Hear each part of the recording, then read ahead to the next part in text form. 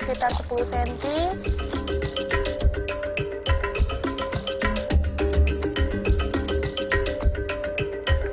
Wih, oke. Ini namanya ubi buah.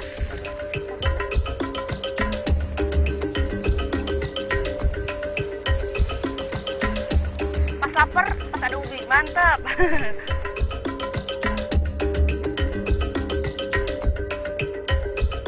Nggak sampai 5 menit, baru juga di pipanya dipasang. Udah keluar lagi nih hasil penyulingannya.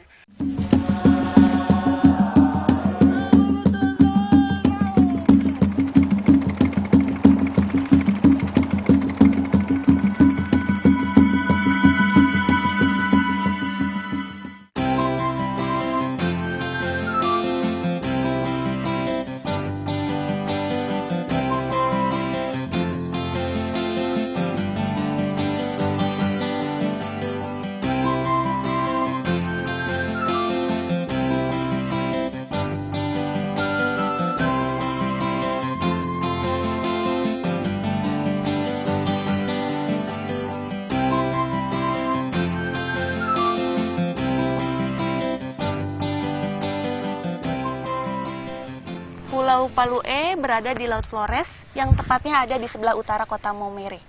Jadi pulau ini merupakan pulau gunung api, yaitu Gunung Rokatenda. Namun di sini sangat terbatas sumber pangannya. Bahkan tidak adanya sumber air tawar sedikit pun. Tapi masyarakat sini bisa bertahan hidup. Nah, gimana cara mereka bertahan hidup? Kita lihat sama-sama nanti. Palue adalah sebuah pulau gunung api soliter yang berada di Nusa Tenggara Timur.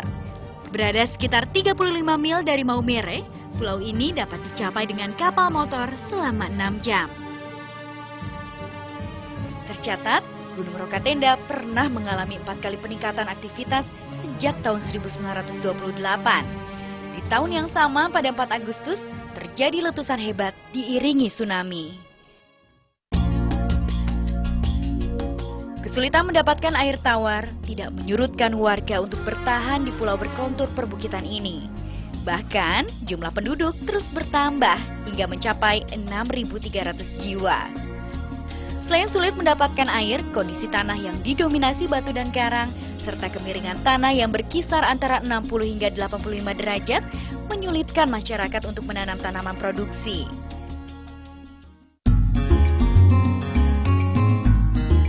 Sejak zaman dulu hingga sekarang, warga Pulau Palue, khususnya yang berada di desa Tuanggeo, masih mengandalkan pohon pisang untuk memenuhi kebutuhan air tawarnya.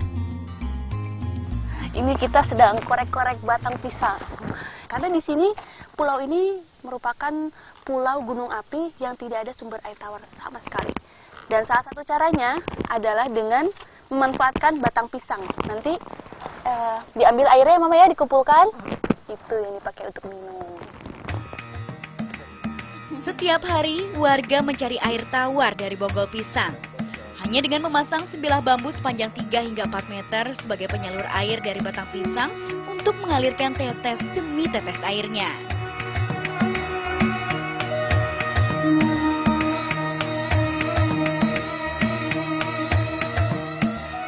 Mudah ya ternyata, Mama ya, ngambil air pisang ini ya. Jadi air pisang ini didapat pertama tuh harus dikorek-korek dulu bagian batangnya. Pilihnya batangnya yang besar, karena kalau pohonnya kecil, airnya tidak ada, betul sekali. Dikorek-korek, kasih lubang kedalaman sekitar 10 cm, sudah terlihat airnya tuh. Ini airnya. Tada dengan bambu dulu. Tada dengan bambu, oke. Biasanya air-air ini akan terkumpul sekitar 12 jam. Jadi kalau misalnya pagi dipasang, sore sudah bisa diambil. Sebenarnya, air tawar yang keluar dari batang pisang ini bersumber dari akar pohon yang menyerap air tanah untuk kebutuhan hidup pohon itu sendiri. Begitu dikorek, ini pohon pisang itu bakalan mati, nggak bakalan berbuah. Iya. Jadi pilihannya cuma dua, mau ambil airnya atau mau ambil pisangnya, sudah. Iya, buahnya. Jadi kalau misalnya musim kemarau, pilih airnya. Iya. Buahnya nanti saja. Iya. Pohon sudah mati juga. Ini kita sambil tunggu nih ya.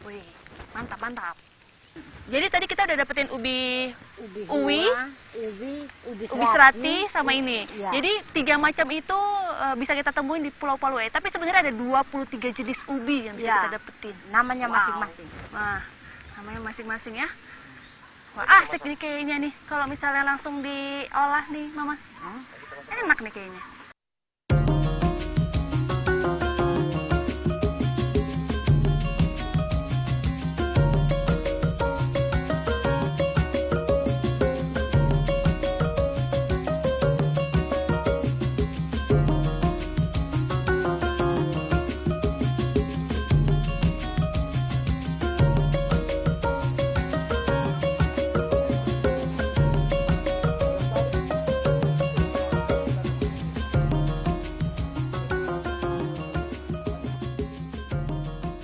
Nah, ini salah satu keunikan dari Pulau Palu'e.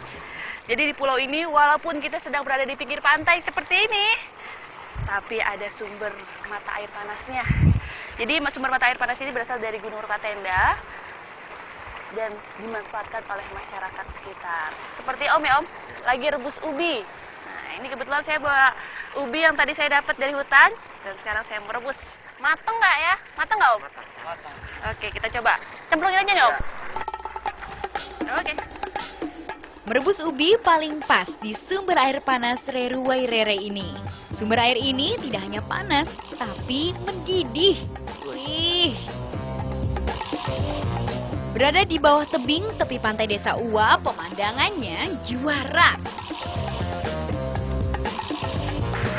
Ini panasnya sudah atas bawah ini. Atas dari matahari, bawah dari uap panas. Tapi ini masaknya berapa lama Om? Sini Om. 15 menit. Sama lah ya, sama kayak di kompor biasa ya. Kalau kita diem di sini nikmatin uapnya, bisa bikin awet muda.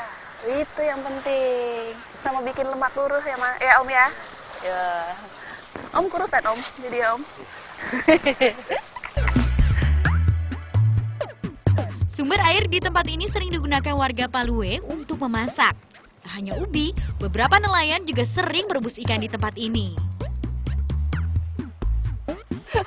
Ini dari tadi posisi saya jongkok gini. Soalnya kalau duduk ini panas semuanya. Dan di sini panasnya kira-kira lebih dari 100 derajat Celcius. Sampai airnya mendidih. Mantap.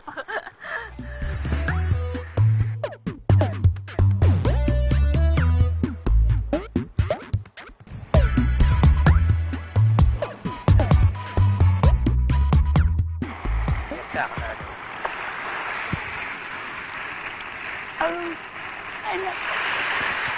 Pas. Rasanya pas. Pas lapar, pas ada ubi. Mantap. Rasanya agak-agak asin. Karena tadi direbusnya pakai air laut.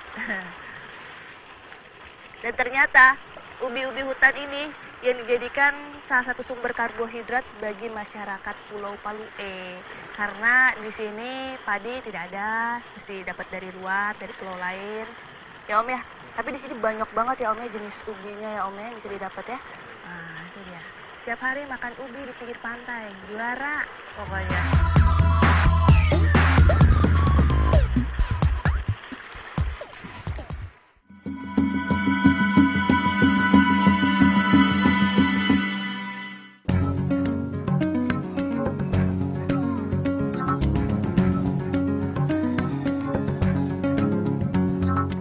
Masih dalam perburuan sumber air tawar, masyarakat Pulau Palu'e, khususnya yang berada di Desa Roki Role, Kosakaja, dan Nitunglea, mempunyai cara yang berbeda.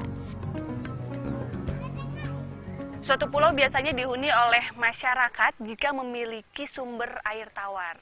Tapi beda nih dengan Pulau Palu'e. Di pulau ini nggak ada air tawar sedikit pun. Tapi masyarakat di sini masih bisa bertahan hidup. Mereka mencoba memanfaatkan sumber air panas dari inti bumi untuk dijadikan air minum mereka. Nah, seperti apa prosesnya? Kita lihat nanti ya.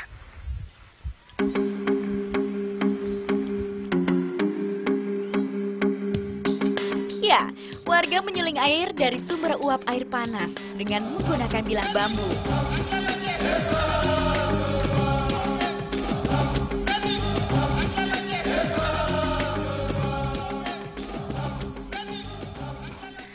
bambu yang dipilih buat bikin pipanya itu harus bambu yang muda. Alasannya karena bambu muda itu lebih tahan lama dan nanti rasa airnya juga lebih enak. Jadi kalau misalnya dilihat nih dari ciri bambu yang muda, itu pucuk-pucuk daunnya itu masih sedikit.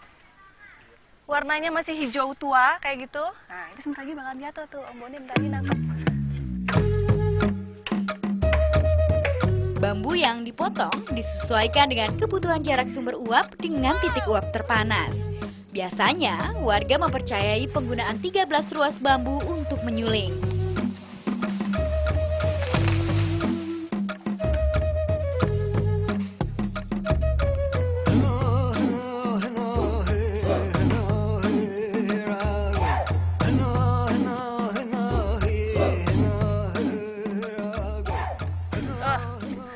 Mantap.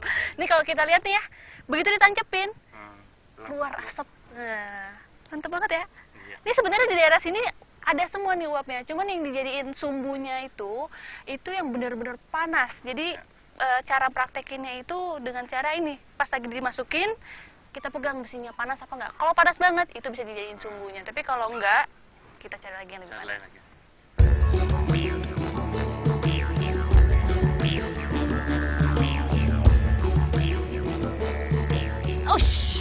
Ini kalau dipegang benar-benar panas nih rasanya. Udah kayak di atas kompor, air mendidih. Nah, kayak gitu kalau dipegang panasnya persis kayak sama kayak gini. Ini dapat lubangnya ini selain cari-cari ya pakai apa namanya? Pakai besi, ditusuk-tusuk. Ternyata ada metodenya lain lagi ya, Om ya? Iya, lewat mimpi juga boleh. Jadi ini awalnya itu saya tidur siang dengan saya punya anak di balai-balai. Terus ada satu orang datang beritahu bilang, Om harus ke sana cari air tusuk-tusuk, nanti kalau dapat uap berarti gunung tidak meletus.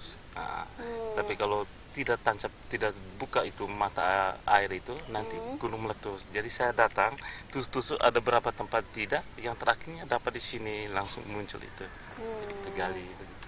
Jadi emang di sini banyak yang percaya kalau misalnya di sini apa hasil dari alamnya itu sendiri bisa dimanfaatkan semaksimal mungkin. Seperti ini, panas bumi yang sebenarnya nih saya dudukin sebenarnya panas ini tanahnya. Dan sumber yang paling panas itu di sini, dan ini akan dijadikan sumbunya untuk dibuat penyulingan air, dan airnya nanti bisa diminum langsung. Iya, langsung. Top. Panas di sini juga kayaknya. Langsung Om kita Gali. gali.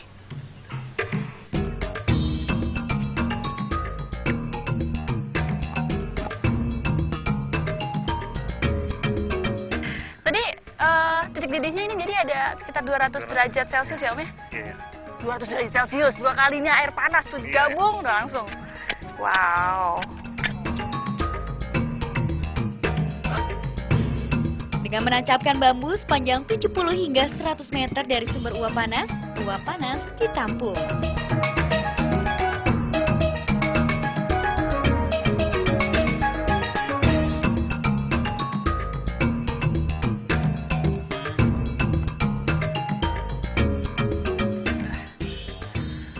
Metodenya boleh tradisional, tapi proses konstruksi dari bambu ini harus benar-benar.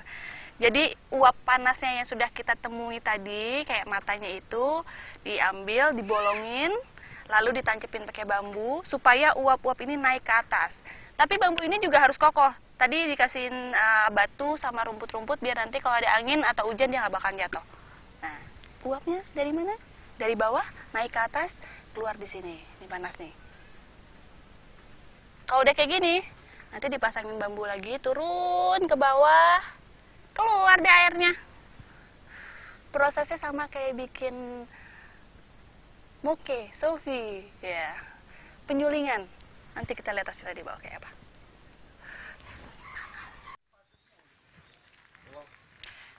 Jadi semua ruasnya ini harus dibolongin. Supaya apa?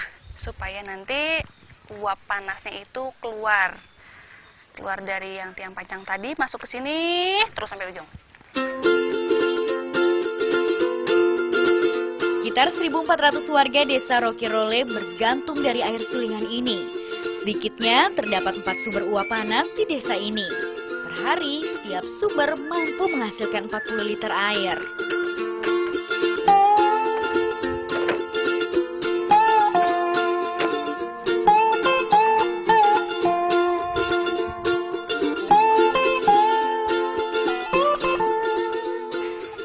kelapa bambunya hampir jadi. Ini tahap terakhir ya. Terakhirnya tinggal dikasih serabut kelapa supaya uap-uap panasnya nggak keluar kemana-mana ya. Tetap ngalir ke dalam bambunya aja.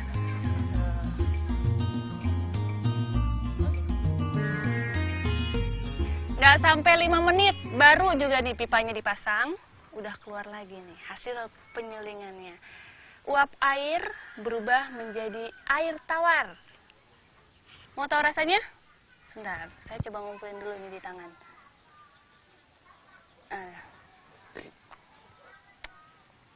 Enak. Rasanya kayak air mateng. Tapi ini udah mateng kan ya Om ya? Iya. Biasanya warga di sini juga Langsung. konsumsi air ini nggak perlu direbus-rebus lagi. Langsung diminum. Cuman udah keluarannya dingin. Karena tadi di sana panas, lewat Belum lagi dia tampung panas, hingga rasanya masih dingin. Segar. Lama. Warga-warga di sini nih yang manfaatin buat minum, terus buat masak, pakai air ini. Gitu. Tapi kalau untuk sehari-hari, biasanya kalau kayak musim hujan, mereka juga nampung air hujan buat mandi. Gitu. Tapi kalau musim kemarau ini penting banget nih ya Om ya. Sekali, ya. Ini benar-benar sangat diandalkan banget gitu.